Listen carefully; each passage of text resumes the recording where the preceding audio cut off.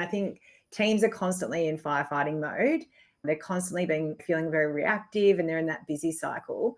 I'm hearing lots of clients say they don't have time for the strategic work because they're constantly being reactive. So how do teams balance the urgent tasks with the long-term goals and not compromise on productivity? Yeah, again, this is something that I reckon needs to be tackled about the personal productivity level and the cultural level. So at the personal productivity level, I think one of the things that can kind of dial down the urgency is just having a proactive approach to your own work. And that again kind of goes back to very practical things like having a centralized system set up to manage your activities and to manage all of that work holistically. So I very much believe in using my calendar to manage my meetings. And obviously, I've got lots of meetings, but they're not all scheduled for today.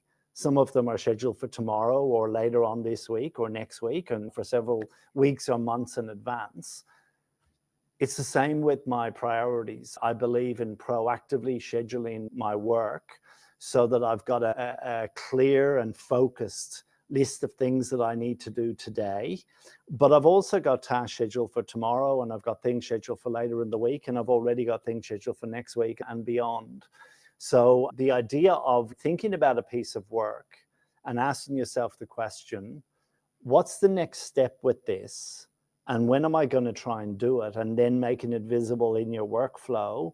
That is a very proactive approach to managing work. What a lot of people do, and they might not even realize it, is they tend to work in two reactive zones. One is the first minute where they deal with things the minute it comes in. So they've got email alerts turned on. So when an email comes in, it goes bing, and they drop what they're doing and they go and they deal with that email. That's a very reactive way of dealing with your incoming work, and your productivity is lower because of it. But then the other behavior is other things they will then leave in their pile until it becomes urgent and it starts hitting up against the deadline. And now they can't leave it anymore because it's due tomorrow or somebody's chasing them for it. So they're forcing themselves into reactive mode again. So I kind of believe that it's a bit like Goldilocks and the bears, that it's not too hot, not too cold. It's just right. We shouldn't be doing our work the minute it comes in. We shouldn't be doing it at the last minute. We should be doing it somewhere in the middle. But you need a system and you need a mindset in place for that. So there's lots of things you can do at the personal productivity level to help you. But your clients could turn around and go, well, that's all well and good, Dermot, but the problem is that I'll have a plan in place, and then my boss or some stakeholder will come along and say, we need this from you, and we need it tomorrow. And they'll feel like, again, they have no agency and no ability to push back and negotiate that. And again, I think that we need to have some permission to be able to respectfully negotiate our priorities. So giving people the tools to have a respectful conversation around that, and helping them to realize that they don't always have to drop everything just because someone more senior comes along and says, I need this done. You've got to, first of all, qualify, is it actually urgent? It's not urgent just because it comes from the boss.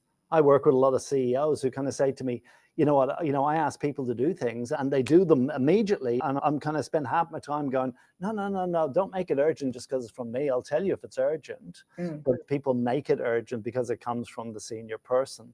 So we need to qualify, is it actually urgent to begin with? And then if it is urgent, is there any room for negotiation around that? And there are techniques that you can use to negotiate urgency and to find a way through that is good for you and good for the other party as well. And I think that's often that people are missing those skills, number one, but they're also missing the permission. So I believe that leadership teams need to actually recognize that sometimes they are the problem. And they need to shift their mindsets around this, and they need to open up the space and the permission for people to have these conversations. And when that happens, then we begin to see cultural change around this. And so do you have any tips for leadership teams to be able to hold the mirror up to themselves? Like, because sometimes they are the problem, or they're creating urgency just based on their authority, role title, or importance. So how can they shift that culturally?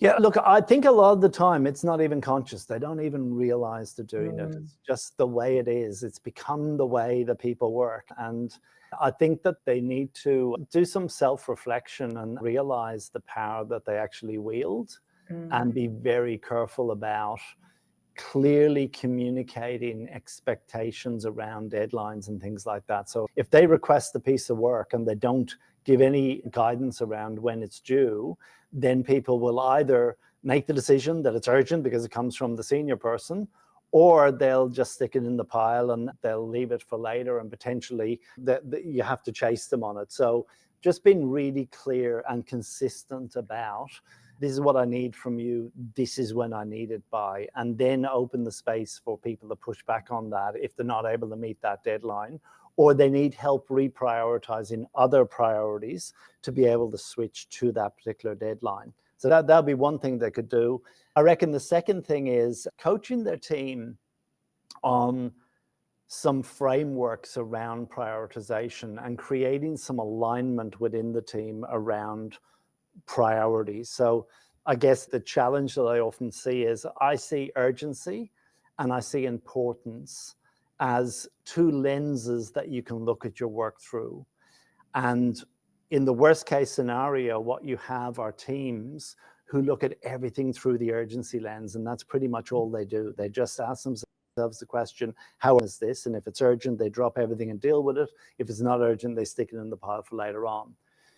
I reckon that we need to be looking at our work through both the urgency lens and through the importance lens, but the sequencing here is critical. We should be looking at our work through the importance lens first, and then thinking about the urgency. And that's a whole mindset thing. And once people have some frameworks around how do I think about the importance or the impact of a piece of work, and how do I ask that question first, and first of all work out, is this a good use of my time? And then if it is a good use of your time, if it passes through that filter, then you start to think about, okay, do I need to do that today, or could that wait till tomorrow or next week? And that's a very ingrained cultural way of working where people are just thinking about urgency, and it takes a lot to unravel that. But the teams where I've seen them put some real focus on this, it's quite amazing how everything just calms down a bit and people start actually thinking about what's important, how do we all kind of work together to achieve the outcomes we need to achieve. And of course, urgency is still a part of the conversation, but it's not driving everything. That's the key thing. Yeah. I guess it's the old saying, if everything's urgent, then nothing is as well.